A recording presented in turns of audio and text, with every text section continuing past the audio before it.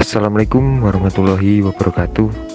Di sini kami dari kelompok B6 akan mempresentasikan unit 6 kalibrasi termometer.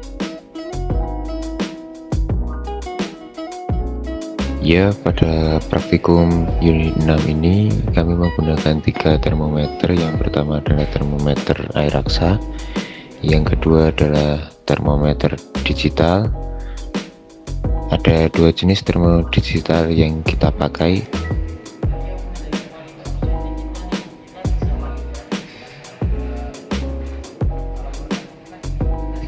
Dan yang ketiga ada termometer infrared.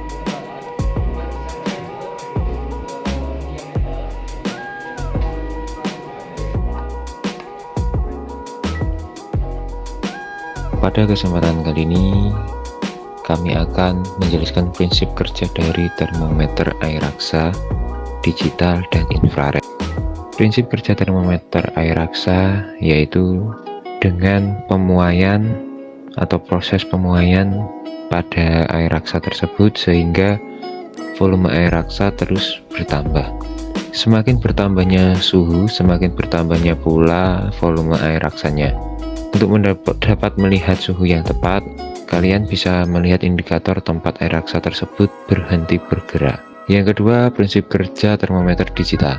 Pada termometer digital mampu mendeteksi suhu tertentu menggunakan sensor. Saat digunakan untuk mengukur suhu suatu benda, tegangan kaki atau output sensor termometer akan berubah. Perubahan tersebut kemudian dikonversikan menjadi angka yang selanjutnya menunjukkan nilai dari suhu yang diukur. Pada termometer yang ketiga yaitu termometer inframerah.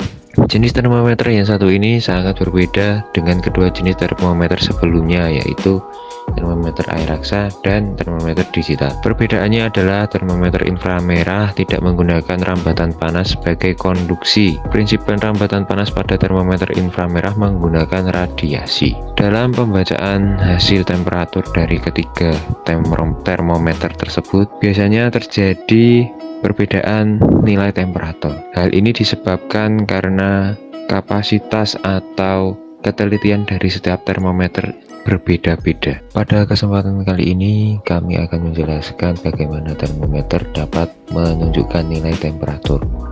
Suhu adalah atau temperatur adalah ukuran jumlah panas atau energi panas.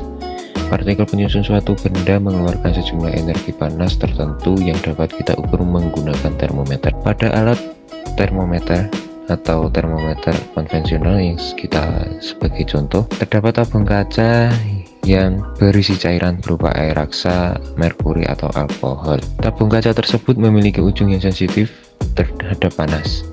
Bila bagian ujung tabung kaca memanas, cairan dalam tabung akan meningkat. Pada tabung kaca ini kemudian memiliki skala ukuran dalam satuan derajat. Ukuran suhu dalam ketinggian cairan dalam tabung kaca yang terbaca dalam satuan derajat tertentu. Dari situ kita dapat melihat bahwa temperatur dari spesimen yang kita ukur. Untuk spesimen yang kita ukur adalah air mendidih yang kita didihkan sampai 100 derajat Celcius dengan kompor listrik. Demikian dari kami. Bila ada kurang dan lebihnya, kami mohon maaf. Wassalamualaikum warahmatullahi wabarakatuh.